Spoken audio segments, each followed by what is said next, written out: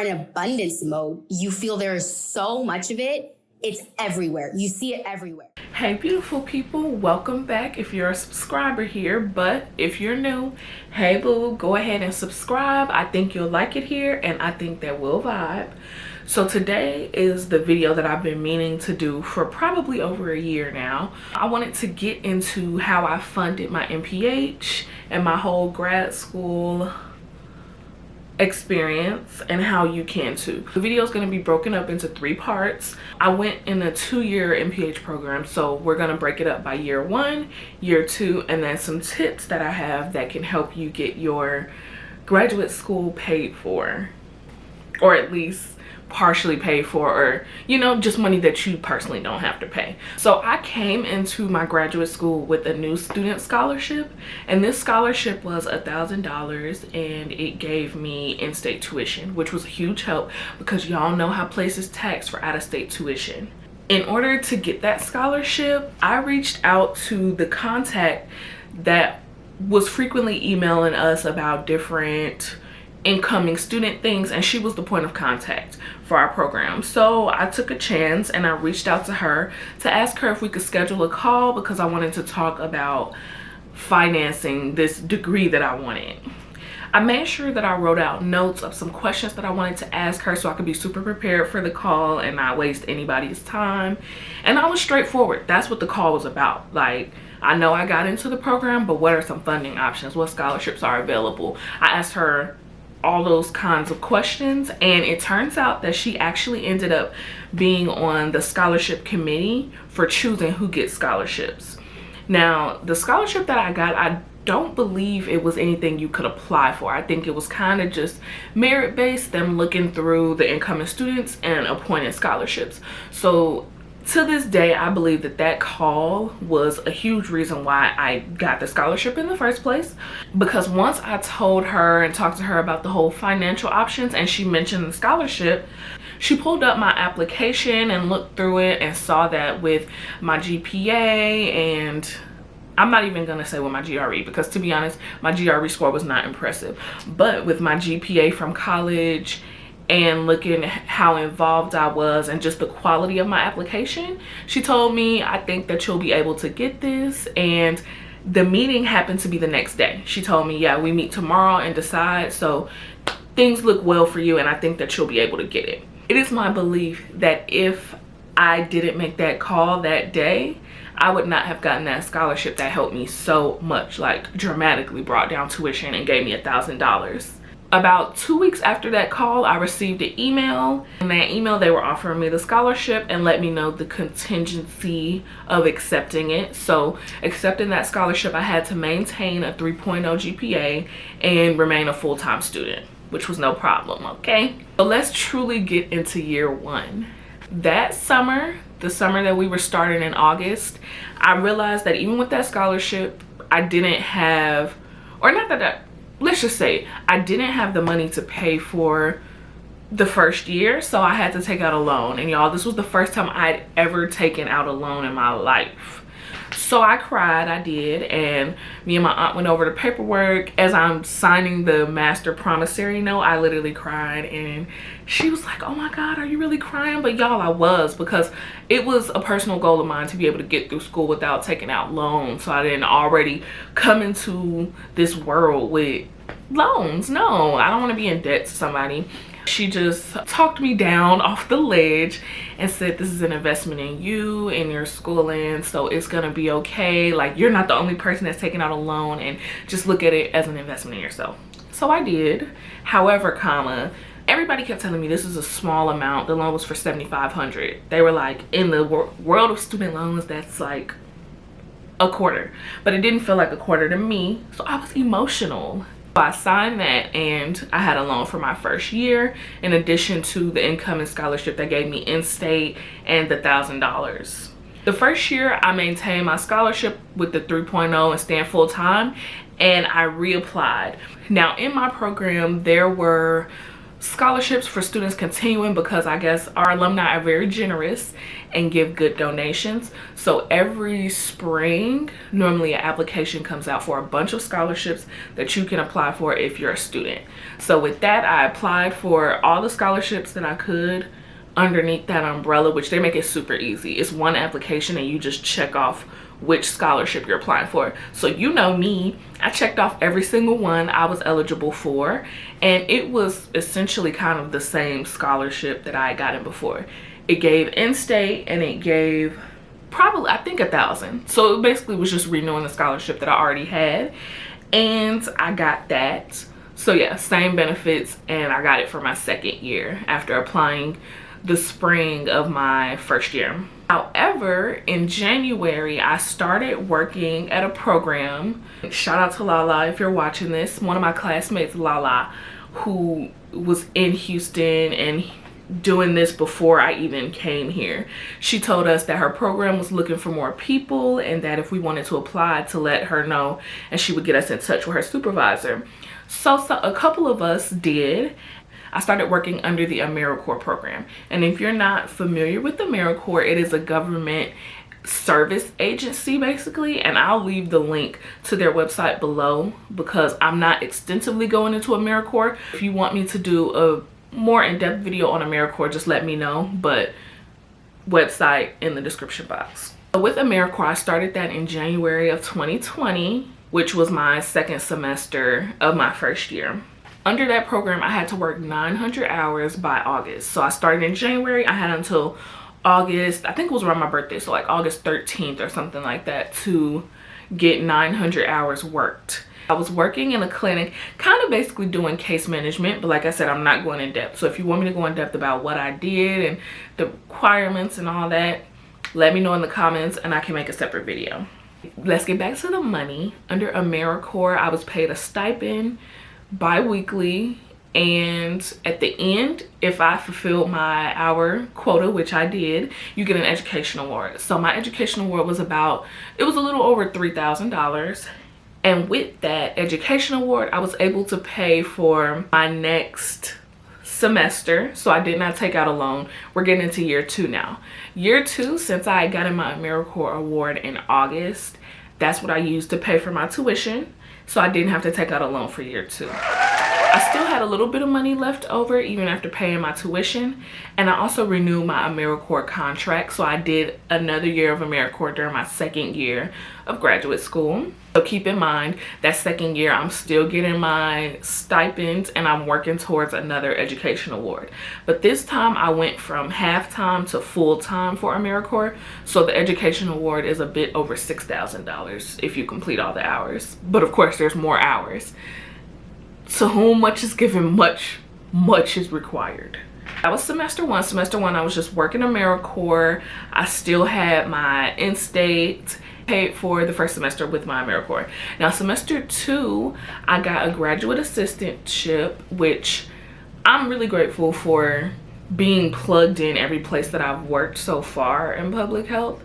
And during my schooling, one of my professors that I was close to had a position. She told me, I think that you'll be perfect for it. Can we schedule a call so I can tell you about it? So she told me all about it, and I started working under her as a graduate assistant. Now at UT, which is where I got my MPH, there's like, they kind of break down graduate assistantships by the amount of hours that you work per week. So you could do a 25%, which that just means lower hours. So there are some GA positions that are 25%, 50%, and so on. But once you get at 50% and above, you're eligible for in-state tuition because of the amount of hours that you're working. So my GA position, I'm pretty sure it was either 50% or 75. I think it was 50%. That granted me in-state, so that helped, but also I was getting paid. So at that point, I miss it. I don't miss the stress, but I miss the money because I was getting paid 2 checks at once. I was getting my AmeriCorps stipend and I was getting my GA pay. And with GAs, we were paid bi-monthly. We were paid like on the 15th and on the 30th or something like that. So one thing that was really nice is that my AmeriCorps check and my UT GA check ended up being alternating weeks. So a lot of the times I was getting paid every week, period. And also with a GA position that was over 50%, you get free health benefits under UT. I already was covered under my dad's insurance, but it was nice having an extra tier of protection. So thank you, UT, for the insurance. And for semester 2, how I paid for that semester of tuition is that I used the remainder of my AmeriCorps award that I had from my first year. Because remember I told you, even though I used it to completely cover my tuition for semester 1 of year 2, sorry, this is a lot of numbers.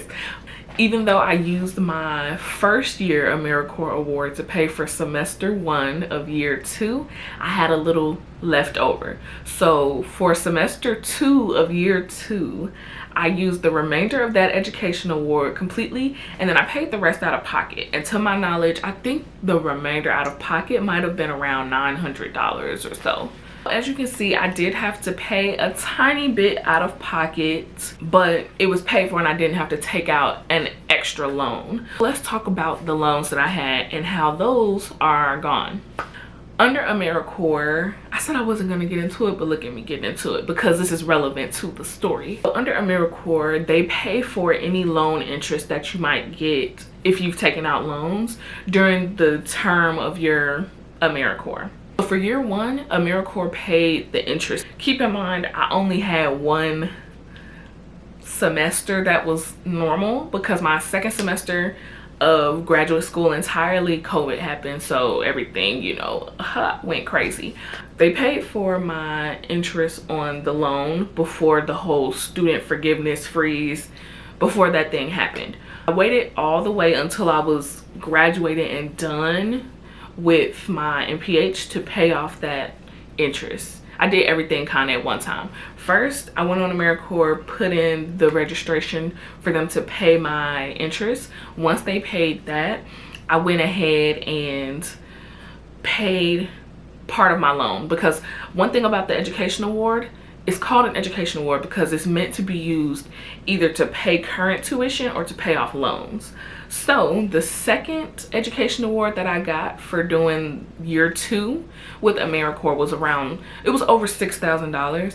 So I used that and I put it all towards my loan. Keep in mind, my loan was $7,500. So it wasn't much left over, and what was left over, my parents graciously split and they gave me half and half. So that's how I paid off my loan, and I'm super duper grateful because that was something that was really weighing heavily on me. And there was a point where I didn't even know if I was going to get my education award. That's a whole different story. But like I told you, I'm not trying to go deep into AmeriCorps. So just know, AmeriCorps helped me out a lot. UT helped me out a lot. My parents helped me out a lot. And I helped me out a lot because I had to do the work at the end of the day. So that is how I got out of graduate school. And I got money from here, there, and everywhere. Now let's get into some tips that can help you fund your program. My first tip is to ask for help. As you can see, that conversation that I had impacted a lot. So don't be scared to reach out and ask for funding options. Sometimes I think we can be shy to ask about that. I don't know your financial situation, but looking at the cost of school, how many people really just have it to be like, here you go, here's the money for school? No. It's common that many people don't actually have the money to pay for school, hence why there's so many people that have student loan debt. So do not be scared to ask. Call those people up and ask them what the tea is, okay?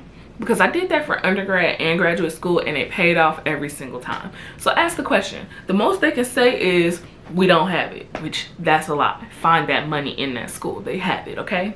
Number 2, I say join groups and meet people, so you can stay updated and know the ins and the outs and the things that you won't see posted on LinkedIn or wherever else. I got the AmeriCorps opportunity because I knew someone that was in the program, and she reached out to us in a group chat and said they needed more people. Connections are very, very important. Join the right group means there are lots of public health group means, and I wanted to do a video about different groups that you want to be in, whether it's on Facebook group me, but like different public health groups that you should be in. Let me know if y'all will be interested in that, because I thought about doing that and going over some apps that I use that help make my experience smooth. Don't be super antisocial in class. Now, I'm a person that goes back and forth with this, that sometimes has a difficult time with it. I am social once I feel comfortable with you, but it's important to try to be social, at least with people that are giving you good energy. You might need help, so don't be that person that people just look at like, oh, she's mean or something like that. I know you don't always feel like interacting. I don't always feel like interacting, but nurture those classmate relationships so that way if you need something or vice versa, the line of communication is open to receive help. And you never know what people might put you on. They might just feel like you'll be a good person to know about something. So nurture those classmate relationships. Number 3 is to read your student email. There are so many people that don't actually read the newsletters that schools send out.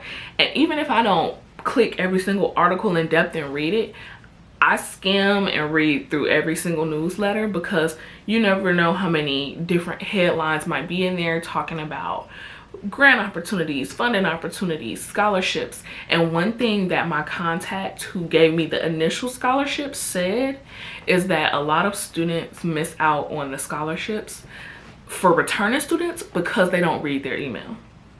Imagine that. They're giving you free money, and she said so many scholarships under that umbrella of all the scholarships I told y'all about. She said there are so many that they end up not giving away because students don't apply for it. So number 4 is express need. You might say this is kind of like number 1, but it's not, and let me explain. My connect, she was everything, okay? Another thing that she told me was when you're applying to these scholarships that are internal, and you know they ask you the questions where you have to type out an answer, make sure you actually express need in those answers. There were so many students that she said would just kind of talk themselves up and big up themselves, but not actually talk about them needing the money. Isn't that the point of the scholarship? Like, yes, scholarships that are merit-based are because you're a great student, but also they want to know that you need the money and that the money will go to good use and that there's a financial need. So she definitely stressed to me to make sure that I include how the scholarship in the past was helpful and how I needed to continue to help me get through grad school. Like, express need, honey. That's what a scholarship is. If you got it, just pay for it. But you don't, and that's why you're on this video. We don't, so that's okay, because we can get that money from somewhere else. Number 5 is save money if you can. Emphasis on if you can, and show gratitude for it. I realized that in undergrad, I did not have good saving habits. Honey, I used to eat good and shop good with my little job money in undergrad, but I really tapped in my second year in grad school to realizing, like, I'm making this money and it's not staying around for long. So what I did was I went on Pinterest and however much money you want to save, whether it's 5,000, 10,000, 500, they have different plans that will tell you how much money you need to save every week, every month, every 2 weeks, whatever arrangement you want, they'll give you a savings plan. And if you need to start off like that, do that. Put that on your dry erase board. When you save the money, check it off as done for that week. So make sure you save, but also make sure you express an attitude of gratitude. One thing that I wholeheartedly believe is that God will not give you anything that you're not ready for. So if you're constantly wasting away money, you're not gonna get any more. Well, you might, but if you get it and you're not able to save it or do anything positive with it and keep it, as soon as you get more, it will be as good as gone. So express gratitude for the money that you have now and learn how to manage the money that you have now, so God sees you equipped for getting more, and so you see yourself as equipped to receive more. That's really important. And I'm trying to get better, but I'm happy that that was something that I learned, but we can all grow. I need to learn how to budget, but that's a whole different story. And the last tip, number 6, is to pray about it and then release it. Like I told you all, I was very emotional about taking out a loan and about the whole money situation, and I learned that I'm a person that can feel very insecure when it comes to money, and sometimes I look at how much things cost and I feel like I'll never be financially secure enough to be independent or to do this or to have this. And a lot of times I just had to pray about it. Like, God knew that I did not want to have loans, but I feel like that first year was something I needed to do to grow and to do programs. I can't say I would have done AmeriCorps if I didn't need the money. Like, if everything was paid for and I didn't need the money, I don't know if I would have done it. So everything happens for a reason, but definitely pray about it. Make sure you do your work, but then release it.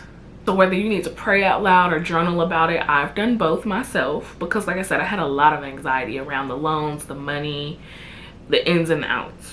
But I always asked God to guide me, and anytime I submitted a scholarship application, I prayed over it like, God, help your girl if you see fit. But then in addition to that prayer, when I received, I always expressed gratitude, because I knew that while I was doing some work, he was working through me, and ultimately he was the reason why I was able to be blessed with finances and money to pay for school and scholarships. So I'm sorry if that got a little if you're not a God person, but whoever your higher power is, express gratitude, because somebody is working on your behalf. Those are all the tips that I have for you all. Now, if you have any questions for me, please leave them down below, or if they're kind of sensitive and you don't feel comfortable, you can email me. That's also in the description box. And like I said, I will be leaving the AmeriCorps link in the description box. Definitely be sure to check them out. They have different programs in different areas. And like I said, if you want me to expound on my AmeriCorps experience, what I actually did and the work and how it went, let me know down below. I really hope that this video was helpful, because these are things I would have loved to hear before I went into my graduate program. I just had to figure it out, hun. There are some people on YouTube who do give this information, but we need more. We need more. I needed somebody to literally just tell me, like, what was the tea? How did you do it? Because not everyone is just bombarded with money because of their accomplishments going into grad school. There are some of us who tiptoe and walk step by step and acquire funds throughout the journey that help put the pieces together. And if you're a person like me who did not want to just easily sign off on loans, because there are also people who do that, who are like, well, I'm already in debt, throw me a loan. But if you're really trying to be loan conscious and acquire the least amount of loans as possible, please make sure you do some of these things, all of these things, because it's possible, and I believe in you. So that's all I have for you guys. I hope you enjoyed this video and learned a lot. Stay blessed, and I'll see you in the next. It's time to post up. Fix your credit, girl, get at it, get your bag up.